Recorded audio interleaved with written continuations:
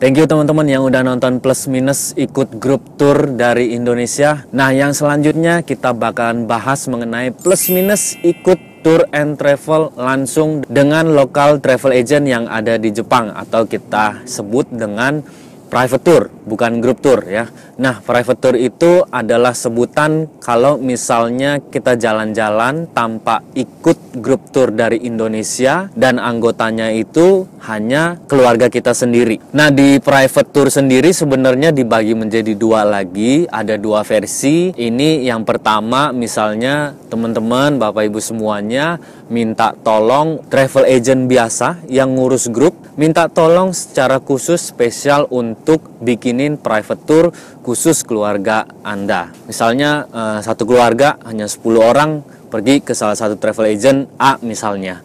Tolong dong bikinin tour khusus kita ke Jepang hanya untuk keluarga 10 orang mau ke sini. Nah, itu bisa di-requestkan juga ke travel agent yang ada di Indonesia. Yang versi kedua itu tanpa lewat travel agent di Indonesia, kita kontak langsung ke travel agent yang ada di Jepang. Tolong dong, saya pengen private tour, langsung urusin 10 orang keluarga saya jalan-jalan ke Jepang. Tapi saya nggak mau pakai travel agent yang ada di Indonesia. Bisa kan? Bisa juga seperti itu ya. Mana yang cocok, mana yang enak, mana yang sesuai dikembalikan ke para tamu yang budiman dan budiwati, para peserta tour yang sangat super, karena ini private tour, jadi semuanya spesial.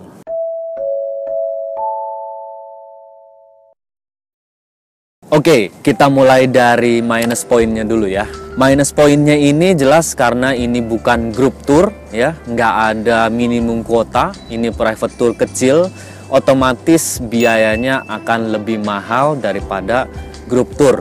Jelas, karena semuanya spesifik spesial khusus dibuatkan untuk grup keluarga kita sendiri. Terus yang kedua minus poinnya yaitu jelas tiket pesawat pulang pergi cari sendiri, terus apply visa juga harus sendiri, terus juga masuk asuransi perjalanan juga harus cari sendiri. Sebenarnya untuk tiket, apply visa, dan asuransi perjalanan sih kita bisa juga minta tolong ke travel agent Indonesia. Tapi kadang-kadang mungkin enak nggak enak gitu ya, karena kita nggak beli turnya sama mereka, atau juga mungkin nggak langganan atau gimana. Itu tergantung hubungan teman-teman semua masing-masing sama travel agent yang sering dipakai. Lanjut, yang ketiga minus poinnya itu jelas kalau grup tour bus pariwisata ya, bus yang lega, luas, dan lain sebagainya. Kalau private tour karena skala kecil, jumlah orang segini, mobilnya sebesar ini. Tentu bisa di request kita punya budget berapa, kita mau mobil yang gede, semuanya bisa. Pokoknya asal ada budget, semua disesuaikan dengan budget bisa. Nah, contohnya mobil-mobilnya tuh kayak gimana aja sih size-nya?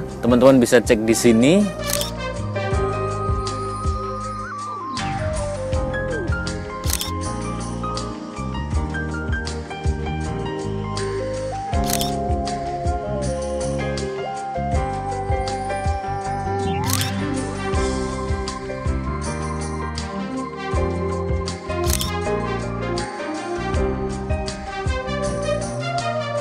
Jadi kira-kira sama orangnya segini, size mobilnya ukuran segini. Balik lagi, ini pada umumnya. Nah, yang terakhir yang keempat, ini perlu diperhatiin juga.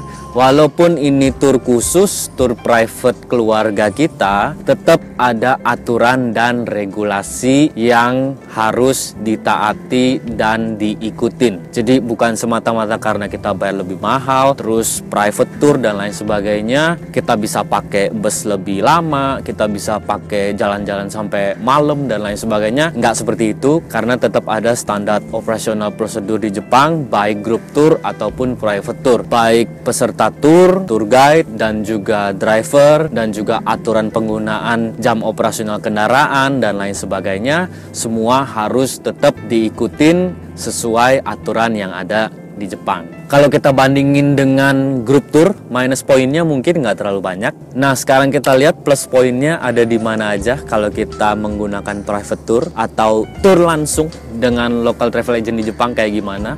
Kita lihat sama-sama. Yang pertama jelas rute, lalu musim, terus tanggal kapan ya, kita bisa atur sesuai yang kita mau.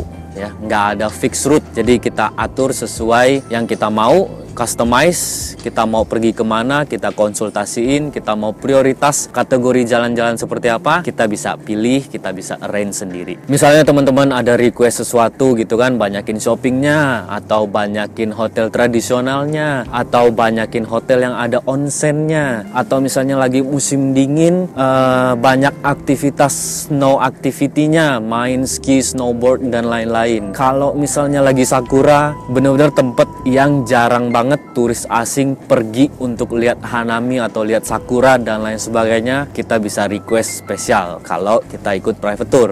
Terus misalnya jam berangkat, kalau sebelumnya grup tour itu banyak 678. Nah, kalau di private tour kita bisa arrange mungkin ditelatin dikit, berangkat jam 9 atau berangkat jam 10 ya. Tapi jangan lupa ini tergantung dengan rute. Kalau emang rutenya harus berangkat pagi, berangkat cepet, ya mau nggak mau harus 678 juga walaupun private tour gitu kan. Tapi kita bisa setting rute kita mau kemana dengan sesuai kondisi keluarga kita kayak apa.